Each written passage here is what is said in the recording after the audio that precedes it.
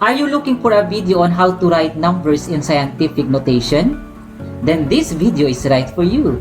Without much further ado, let's begin.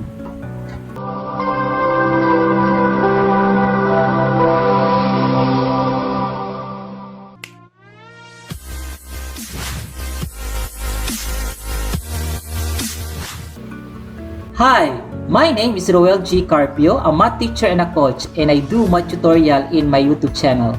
In this video, I'm going to present to you how to write numbers in scientific notation.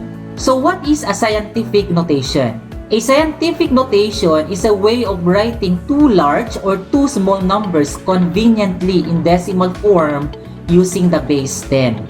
So let us have examples. So, example number 1 here, how do we write 6,045,000,000 in scientific notation? So, in writing this number in scientific notation, first is for us to leave one digit before the decimal point. So, we have here 6 point. And then, we have to include all the non-zero digits, including those zeros that are in between two non-zero digits. So, since we have 0 in between 6 and 4, so we have to include it. So, 0, and then 4, and 5. And then, all trailing zeros will not be included anymore. And then, we are going to multiply it to 10. And then, we are going to identify the exponent. So, how are we going to identify the exponent? So, since we put here the decimal point after the digit 6, so we have to count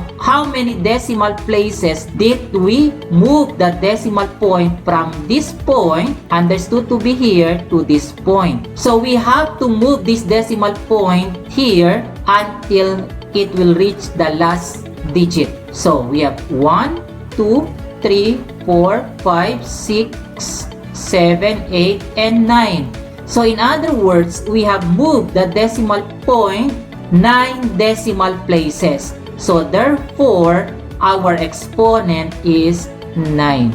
So 6,045,000,000 written in scientific notation is 6.045 times 10 raised to the power of 9. Okay, so let's proceed to number 2. So we have here, how do we write 0.000000102 in scientific notation? So, again, we have to leave one non-zero digit first before the decimal point. So, the first non-zero digit is 1. So, we have here 1 point. And then we are going to include all the non-zero digits, including zeros that are in between two non-zero digits. So we have 0 and 2. So times 10.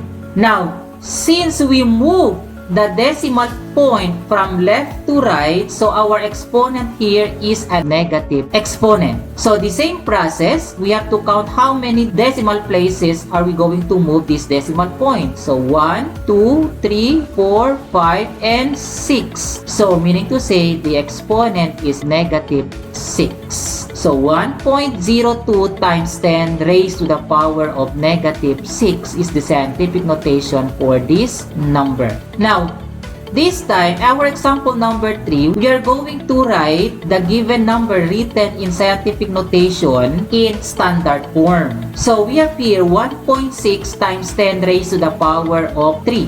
So we have 1.6. Since our exponent is a positive number, so therefore we are going to move our decimal point going to the right by 3 decimal places. So we have here 1, 2, 3. And we are going to replace these empty spaces with 0. So we have 0 and 0 to give us 1,600. Now, if we are going, for example, 1.6 times 10 raised to the power of negative 3. So in here, we are going to move the decimal point going to the left since our exponent is a negative number. So we have 1.6. So 1, 2, 3. So we are going to replace also all the empty spaces with 0. So 0 and 0 to give us 0.0016. So this time, it is now your turn to answer the following exercises. All you have to do is to answer the given question. Express the product of 5,000 and 250,000 in scientific notation.